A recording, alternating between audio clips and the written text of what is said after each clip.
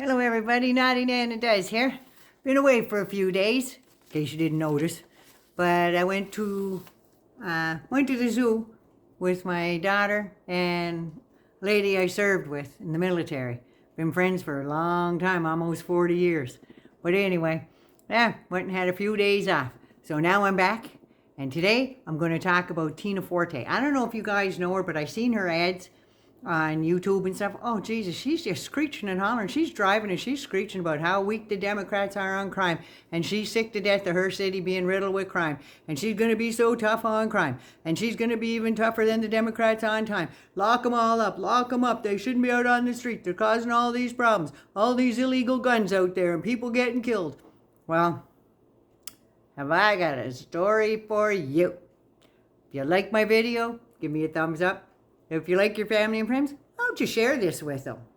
And please, subscribe to my channel. I'd really appreciate it. And I love your comments, so you know what to do. Love y'all.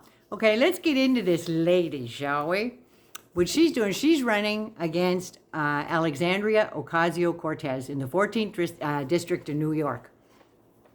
So earlier on this year, she had on her website there, she says AOC and her socialist allies have pushed for defunding our police. Not true. And the disastrous bail reform policies, which have caused crime to skyrocket in New York. Now, Tina and her husband started a soda delivery route and went on to build their own beverage distribution company. Now, they're not only creating jobs, but they are empowering others to create their own businesses. Yeah, you bet they are, lady. Because in 2019, the distribution center was busted because somebody had a business that they created on their own selling illegal weapons, and they got nailed with $150,000 worth of weed. Now, in New York City, you need to have a license to sell weed. You can't do it out the back door of your business. But I guess if you're an entrepreneur, you can. That's what they were all about, creating new businesses. Well, they created one, let me tell you. So now the business was busted with guns and drugs. $150,000 worth of weed. That's a lot of weed, I got to tell you. But anyway, Tina's husband, Joseph, get this, Joey Snapple Goldieri, made the drug deals on their own private phones, not burner phones. They use their own because they're really smart criminals, right? Now, I just got to wonder, no wonder she isn't going under Tina Goldieri and she's going under Tina Forte. Just saying. Might be a little bit of a conflict there, wouldn't you say? People could look that up. But some said the Independent looked it up for me, and Gustaf Kilander is the guy that wrote this story that I'm giving you today. Now, she said Joey wasn't really involved that much. He only had a little bit to do with it because he was trying to get his son out of trouble. But there's the pictures and the videos, people. They got video of him handing over big wads of cash in envelopes.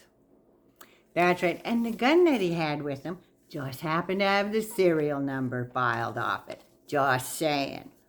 Now, they were running a huge gun and drug business out of the back door of their pop shop there. So, all on video, just saying. Now, all of a sudden, since this came to light, Tina wants to decriminalize weed and expunge sentences all of a sudden and restore the rights for nonviolent offenders. More to this story in a minute. Now, the Democrats have been trying to legalize weed and everything else and get that all done. She didn't think that was so cool before. It was always, lock them up, lock them up. The Democrats are so soft on crime. We can't have these criminals out here, all these illegal guns. People are dying. There's lots of criminals killing people out on the street. We have to get them off the street. Well, her tough on crime stance has been reined in a lot since her family's crimes came to light. Now, both her husband and her son pled guilty to all these crimes. Joey Snapple there was sentenced to time served, so I guess they kept him in jail while he was awaiting trial.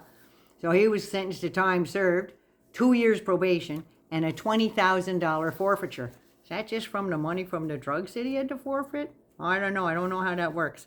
But anyway, the son, Joey Jr. there, he was sentenced to 18 months in prison for a gun charge, as well as the pot. And the judge said that Joey Jr. just kept committing crimes while he was on his pre-trial release by selling more weed. Some people don't learn. But finally, you just got to know that it's illegal to sell weed in New York without a license, and you certainly can't have $150,000 worth. I'm just saying. Old Tina's campaign site is still mum on the federal gun charges and the other violent crimes her family has committed over the years. And little Joey Jr. there, he has felony convictions also, including drugs other than weed. So when you start going on about somebody else and you're pointing those fingers like that, you just remember that there's 3 more pointing back at you. Just saying. Naughty Nana loves you. Have a good day. I'll be back in a little bit with another one. I'm going to try and do a couple quick ones. Mwah. Naughty Nana loves you. Later, babies.